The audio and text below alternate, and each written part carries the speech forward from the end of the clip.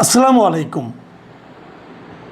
শেখ হাসিনার দেশে ফেরার যে ঘোষণা উনি দিয়েছেন, যেটা বিদেশি সংবাদ মাধ্যমে প্রচারিত হয়েছে, সেটা নিয়ে প্রথমত দু ধরনের কথা শোনা যাচ্ছে। এক ধরনের কথা হলো যে উনি আসবেন না, এমনি একটা রাজনৈতিক একটা স্ট্যান্ডবাজি করেছেন।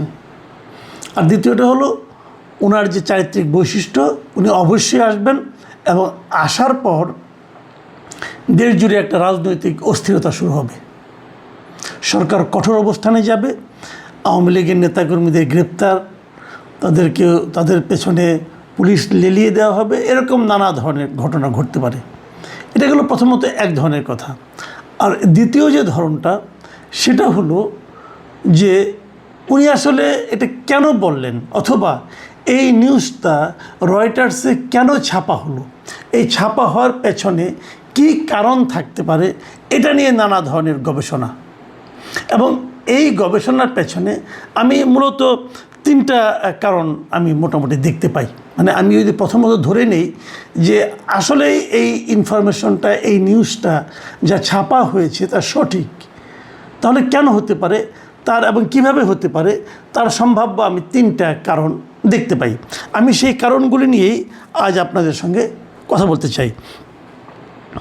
প্রথমত হলো, আমি যেটা মনে করি, এই ঘোষণাটা শেখ হাসিনা দিয়েছেন, একই কথা উনি দুবার বলেছেন। প্রথমবার বলেছেন উনি ডিসেম্বরের মধ্যে আসবেন, এবং দ্বিতীয়বার বলেছেন ওনার সঙ্গে ওনার সিনিয়র নেতারাও আসবেন। এর মধ্যে সিনিয়র নেতাদের মধ্যে দুজনের তো আমি ইন্টারভিউ দেখলাম, ভিডিও ইন্টারভিউ দেখতে পেয়েছি। একটা হলো আসাদুজ্জামান খান কামাল, যিনি স্বরাষ্ট্রমন্ত্রী ছিলেন, ওনার একটা বক্তব্য দেখলাম। উনি বলেছেন যে ওনার নেত্রী খুবই দূরদৃষ্টি সম্পন্ন, এবং উনি এখন বলেছেন তো ওনারা সবাই আসবেন। আরেকটা দেখলাম, মানে শেখ হাসিনা সর্বশেষ যিনি শিক্ষামন্ত্রী ছিলেন, মুহিবুল হাসান চৌধুরী নওফেল, ওনার একটা ইন্টারভিউ দেখলাম। ওনারটা খুব গোছানো ইন্টারভিউ, এবং উনি বাংলাদেশের কী অবস্থা না অবস্থা এগুলো বর্ণনা করেছেন একটা সংবাদ মাধ্যমের কাছে। তো এই দুটোর ইন্টারভিউ থেকে কিন্তু আমার মনে হলো যে শেখ হাসিনার এই ঘোষণাটা ভারতে অবস্থানরত আওয়ামী লীগের নেতাদেরকে বেশ টাচ করেছে, এবং তারা এটা নিয়ে বেশ চিন্তিত, এবং মানে সেভাবে প্রস্তুতিও হয়তো বা অনেকে নিচ্ছেন। কিন্তু এর পাশাপাশি যে পয়েন্টটাকে আমার কাছে সবচেয়ে গুরুত্বপূর্ণ মনে হয়, সেটা হলো যে দেশে যারা আছে আওয়ামী লীগের নেতাকর্মী, তাদের মধ্যে কিন্তু এই ওনার এই ঘোষণাটা আমার কাছে মনে হয়েছে একটা টনিকের মতো কাজ করেছে। আপনারা মনে আছে নিশ্চয়ই যে 23শে জুন আওয়ামী লীগের যে প্রতিষ্ঠাবার্ষিকী ছিল, সেই প্রতিষ্ঠাবার্ষিকীকে কেন্দ্র করে সারা দেশে সরকার কিন্তু একটা বিশাল একটা নিরাপত্তা প্রস্তুতি নিয়েছিল। কিন্তু যে কারণে প্রস্তুতি নেওয়া, যে আওয়ামী লীগের লোকজন সেদিন রাস্তায় নামবে, মিটিং মিছিল করবে, তার কিছুই কিন্তু 23শে জুনে আমরা দেখতে পাইনি। কিন্তু তার আগে কিন্তু একটা আওয়াজ ছিল, একটা অনলাইনে এরকম একটা আলোচনা ছিল। এগুলি কিন্তু নানা ধরনের স্ট্র্যাটেজিক্যাল আপনার ব্যাখ্যা আছে। যেমন একটা ব্যাখ্যা আছে, তারা বারবার এভাবে আওয়াজ দিবে কিন্তু নামবে না, কিন্তু যেবার সরকারের প্রস্তুতি কম থাকবে সেবার তারা নামবে, এটা একটা হতে পারে।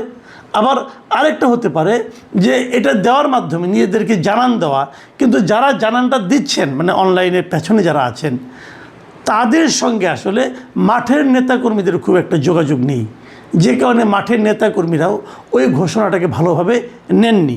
এই যে ভালোভাবে না নেওয়াটা, এটা কিন্তু একদম অমূলক কিছু না। অমূলক না এই কারণে, দেখুন একটা প্রশ্ন কিন্তু এই দেশের আওয়ামী লীগের নেতাকর্মীদের মধ্যে বারবার এসেছে। তারা বলেছেন যে এই যে 5ই যে অগাস্টের যে ঘটনাটা ঘটলো 2024 সালে, এই ঘটনায় অনেক লোক চলে গেছে দেশ ছেড়ে, অনেকে আহত হয়েছে, অনেকে মারাও গেছে, অনেকে গ্রেপ্তারও হয়েছে।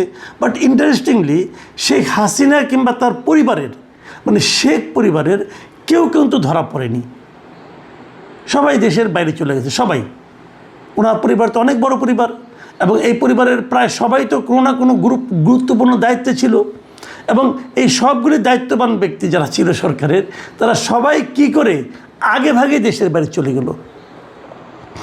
তাদেরকে কে যেতে বলল? এটা কি শেখ হাসিনা নিজে বলেছেন যে তোমরা চলে যাও, আমি থাকি? যদি সেটাই হয়, যে সেই কথাটা উনি দলের নেতাকর্মীদেরকে বললেন না কেন? সারা দেশের নেতাকর্মীদের অসহায় অবস্থায় রেখে উনি নিজের পরিবারের সবাইকে নিরাপদে বিদেশে পাঠিয়ে দিতে বললেন কেন? এই প্রশ্নটা কিন্তু আওয়ামী লীগের অনেকের মধ্যে এখন অলরেডি কিন্তু আলোচিত হচ্ছে। তো সেই আলোচনার কোনো জবাব কিন্তু আমরা পাইনি।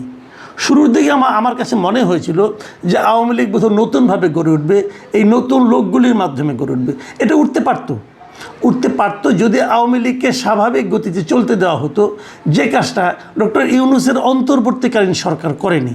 এবং অন্তর্বর্তীকালীন সরকার এই কাজগুলো না করার মাধ্যমে বরঞ্চ আওয়ামী লীগের স্থানীয় নেতাকর্মীদেরকে চাপের মুখে রাখার কারণে এরা বাধ্য হয়েছে ওই পালিয়ে থাকা সুবিধাবাদী নেতাদের অনুসরণ করতে, তাদের নেতৃত্ব মেনে নিতে। কোনো উপায় ছিল না স্থানীয় নেতাকর্মীদের। তো এভাবে কিন্তু আমি মনে করি শেখ হাসিনা, শেখ পরিবার এবং আওয়ামী লীগের যে দুর্বৃত্ত নেতৃত্ব, তাদের পুনর্বাসনের ক্ষেত্রে, তো পুনর্বাসনের যতটুকু সম্ভাবনা তৈরি হয়েছে সেটার পেছনে আসলে সবচেয়ে বড় ভূমিকা রেখেছেন ডক্টর ইউনূস এবং তার সরকার। যা হোক, এখন যে বাস্তবতা, এই বাস্তবতায় শেখ হাসিনা যদি আসেন তাহলে উনি কিন্তু বলেছেন উনি ওনার সিনিয়র নেতৃবৃন্দদের নিয়ে আসবেন। তার মানে উনি কিন্তু সেই আগের নেতৃত্বকেই নতুন করে পুনর্বাসিত করতে চাচ্ছেন। এই জিনিসটা আওয়ামী লীগের জন্য কতটুকু ভালো হবে এটা আমার কাছে সন্দেহ আছে কিন্তু। কারণ আমি মনে করি আওয়ামী লীগের যে পতনটা হয়েছে, যেভাবে আওয়ামী লীগের সরকারকে চলে যেতে হয়েছে, সেই অপরাধটা, সেই ভুলটা শেখ হাসিনা তার দ্বিতীয় ইন্টারভিউ কিছুটা স্বীকার করলেও নেতৃত্বের যে দুর্বলতা সেটা কিন্তু উনি স্বীকার করেন নাই। এবং সেই নেতৃত্বের অনেকে কিন্তু ওখানে থেকে, ইন্ডিয়ায় থেকে অথবা বাইরে থেকে নানা রকম কিন্তু হুঙ্কার দিচ্ছেন। ওবায়দুল কাদেরের মতো লোক বলছে চোখের বদলে চোখ তুলে নেবে। এই সমস্ত হুমকি কিন্তু আমার কাছে মনে হয় না আমাদের দেশের রাজনীতিতে সাধারণ মানুষের মধ্যে কোনো ইতিবাচক ফল আনবে। আরেকটা কারণ আমি বললাম তিনটা কারণ। আরেকটা কারণ হলো আমার কাছে কেন যেন মনে হয় যে এই কারণটা আমার কাছে মনে হয়েছে এই কারণে যে দুটো ইন্টারভিউ ছাপা হয়েছে, দুটোই ছাপা হয়েছে, একটা হলো এনডিটিভি আর একটা হলো রয়টার্স দেশের বাইরে একটা প্রতিষ্ঠান। কিন্তু প্রতিষ্ঠান হলে কী হবে, রয়টার্সের এই রিপোর্টে যিনি লিখেছেন, ইন্টারভিউটা যিনি করেছেন, তার নাম হলো কৃষ্ণা এন দাস। মানে কৃষ্ণা এন দাসের অর্থ হলো উনি ভারতের বংশোদ্ভূত। তার মানে উনি ভারতে, ওনার লেখাগুলিতে ভারতের পারপাস কিছুটা সার্ভ হতে পারে বলে কেউ সন্দেহ কিন্তু করতেই পারেন। এবং অনেকে যদি এমন কথা বলেন যে এই সমস্ত আন্তর্জাতিক সংবাদ মাধ্যমগুলোর যারা নাকি ভারতীয় রিপোর্টার যারা আছেন তাদের উপর, তাদের বক্তব্যের উপর, তাদের কাজের উপর অতটা ভরসা রাখা যায় না। কারণ তাদের বক্তব্য এবং কাজের মধ্যে ভারতের স্বার্থসিদ্ধির একটা বিষয় থাকতে পারে। এবং এখানেও এই কৃষ্ণা এন দাসের রিপোর্টটাতে, এই ইন্টারভিউটাতেও সেই একই রকম কথা অনেকে বলছেন। আমাদের বাংলাদেশের একজন লোক যিনি এই মুহূর্তে পাকিস্তানে আছেন, উনি বাংলাদেশের এক সময় লেখালেখির সঙ্গে জড়িত ছিলেন, মিস্টার মাসকুয়াত আহসান। উনি চমৎকার একটা সোশ্যাল মিডিয়ায় একটা পোস্ট দিয়েছেন এবং সেখানে উনি বলেছেন, আমি ওনার লেখাটা আপনাদেরকে বরং পড়েই শোনাই। উনি লিখেছেন যে রয়টার্সের বাংলাদেশ বিষয়ক কোনো রিপোর্টারের নাম জোনাথন, জনসন বা প্যাট্রিক টাইপের হলে রিপোর্টটা গুরুত্ব দিয়ে পড়ি, আর রিপোর্টারের নাম সাহা, দাস বা পাল টাইপের হলে বুঝি ওটা রাইটার্স বিল্ডিংয়ের ভাটের কীর্তন। ও গল্প 100 বছর ধরে ঘুরিয়ে ফিরিয়ে বলছে, ওতে চিরস্থায়ী বন্দোবস্তের জমিদারি ফিরে পাবার আকুতি ছাড়া আর কিচ্ছু নেই। মাসকুয়াত হাসানের এই যে কথাটা, এই কথাটা হয়তো অতি সরলীকৃত কারো কাছে মনে হতে পারে, কিন্তু পাশাপাশি এটাকে আপনি একদম যে উড়িয়ে দিবেন আমি সেটা বলবো না। কারণ দেখুন, এই রিপোর্টটা তখনই ছাপা হলো যখন নাকি তারেক রহমান সাহেব মাত্র চীন থেকে ফিরে এলেন এবং তারপর ঢাকায় আরেকটা ঘটনা ঘটল, নির্লজ্জ ঘটনা যেটাকে আমি বলি, সেটা হলো আপনার জাতীয় সংসদের সাউথ প্লাজায় যুক্তরাষ্ট্রের আপনার স্বাধীনতা দিবসটা উদযাপিত হলো। এই দুটো ঘটনার মাধ্যমে অনেক কিছু হয়তো অনেকে ব্যাখ্যা করবেন, কিন্তু যে ব্যাখ্যাটা সবাই বুঝবেন সেটা হলো বাংলাদেশ ভারতের বলয় থেকে বের হওয়ার চেষ্টা করছে। এই যে এই চেষ্টাটাকে ভারত হয়তো ভালোভাবে নেয়নি এবং না নেওয়ার কারণে ভারত হয়তো এই ধরনের একটা ঘটনার অবতারণা করছে যে শেখ হাসিনা আসছে, শেখ হাসিনার মাধ্যমে এই ধরনের একটা ইন্টারভিউর ব্যবস্থা করেছে। দেখেন শেখ হাসিনা ভারতের কোথায় আছে, কিভাবে আছে, এটা বলা কিন্তু কঠিন। আমরা হয়তো বলবো উনি ভারতের আতিথ্য বরণ করে আছেন, তো অতিথিকে কোথাও দেখা যায় না কেন? কোথাও কিন্তু তাকে প্রকাশ্যে দেখা যাচ্ছে না। তাহলে উনি কি ভারতের কাছে এক ধরনের গৃহবন্দী অবস্থায় আছেন, না কী অবস্থায় আছেন আমরা কেউ জানি না। সেখান থেকে মাঝে মাঝে ভারতীয় বংশোদ্ভূত বিভিন্ন সাংবাদিককে উনি ইন্টারভিউ দিচ্ছেন। তো এখন সেগুলি উনি কি বলেছেন, অথবা কি বলতে চাচ্ছেন, অথবা কি বলানো হচ্ছে ওনাকে দিয়ে, এই সবই কিন্তু এই ভূ রাজনীতির প্রেক্ষিতে আপনি একবার করে চিন্তা করতে পারেন।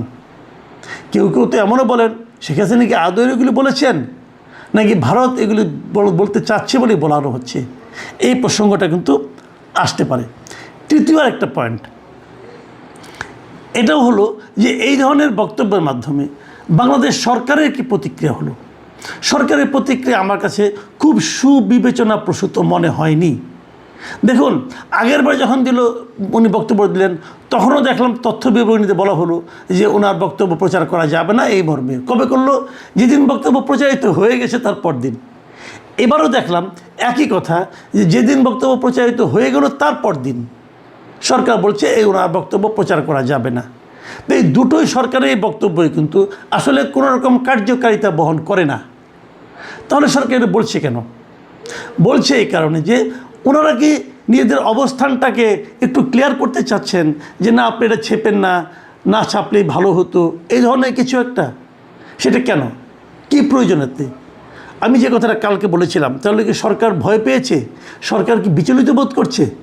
সম্ভবত করছে। এটা না করলে ভালো হতো, সম্ভবত করছে। কী কারণে বলছি আমি একটা ঘটনা বলি। প্রথমবার যখন ওনার এইবার যখন দুদিন আগে যখন নাকি বলা হলো উনি ডিসেম্বরে আসবেন, তখন আমি এই আন্তর্জাতিক অপরাধ ট্রাইব্যুনালের যে chief prosecutor mister Aminul Islam, ওনাকে বলতে শুনলাম, উনি বললেন যে ডিসেম্বরে কোনো পারলে এখনই আসুক। আমার কাছে কিন্তু ওনার কথাটা তখন ভালো লেগেছিল। কিন্তু আজকে উনি আরেক কথা বললেন। আজকে উনি বলছেন যে কথাটা, উনি বলেছেন যে ভারতের নির্বাসিত সাবেক প্রধানমন্ত্রী ও মৃত্যুদণ্ডপ্রাপ্ত আসামি শেখ হাসিনার দুই দেশের সরকারের পারস্পরিক সমঝোতা ছাড়া বাংলাদেশে এসে সরাসরি আত্মসমর্পণের কোনো আইনি সুযোগ নেই। তিনি দেশে ফিরলে তাকে গ্রেপ্তার হয়ে কারাগারে যেতে হবে, এই কথা উনি বললেন। আচ্ছা, এই যে কথাটা ঠিক আছে, দুই দেশের মাধ্যমে একটা সমঝোতার মাধ্যমে আসবে। যদি উনি তাছাড়া এমনি আসতে চান, সমস্যাটা কোথায়? আপনার কি দরকার? আপনার দরকার এই ভদ্রমহিলাকে আপনার আওতার মধ্যে পাওয়া। উনি যদি বলেন আমি যাব, তাহলে বাংলাদেশ সরকার, বাংলাদেশের ওখানে দূতাবাস আছে, তাদের ইমিডিয়েট তাকে একটা ট্রাভেল ডকুমেন্ট দিলে সমস্যাটা কী? কারণ তাহলে তো আপনি ওনাকে তাড়াতাড়ি পাচ্ছেন। যত তাড়াতাড়ি আপনি ওনাকে পাবেন, তত তাড়াতাড়ি আমি মনে করি ওনার উপস্থিতিতে বিচার হওয়াটা হলো সবচেয়ে ভালো। ওনার অনুপস্থিতিতে বিচার করে বাহাদুরি দেখানোর মধ্যে তো কোনো কিছু নাই। এটা তো পাবলিক ভালোভাবে নেবে না। কাজে উনি যদি আসতে চান, আমি তো মনে করি বাংলাদেশের পররাষ্ট্র মন্ত্রণালয় উচিত ওনার জন্য একটা ট্রাভেল ডকুমেন্ট রেডি করে রাখা, যে আপনি যেই মুহূর্তে যেতে চাইবেন সেই মুহূর্তে আপনি যান। এবং উনি এলে উনি গ্রেপ্তার হবেন, যে কথাটা আমিনুল ইসলাম সাহেব বললেন, অসুবিধা তো নাই। উনি তো বলেন নাই যে উনি গ্রেপ্তার হবেন না। উনি তো এই কথাটাই বলেছেন যে উনি গ্রেপ্তার হতে চান, আইনি লড়াই করতে চান। তো সমস্যাটা কোথায়? আমি মানে এগুলি নিয়ে আরও আলাপ হবে হয়তো আগামীতে কয়েকদিন, কিন্তু আমি মনে করি এই মুহূর্তে এটা খুবই একটা আলোচিত বিষয়, যে শেখ হাসিনা আসবেন কি না, আসলে কেন আসবেন, আসলে কবে আসবেন, এবং উনি এলে পর কী প্রতিক্রিয়া হবে সরকারের মাঝে, দেশের মধ্যে, জনগণের মধ্যে, তার দলের মধ্যে। এগুলো নিয়ে আলোচনার অবকাশ আছে আগামী দিনগুলোতে। প্রিয় দর্শক, এই আলোচনা চলতে থাকুক। আগামীতে আবার কথা হবে। আল্লাহ হাফেজ।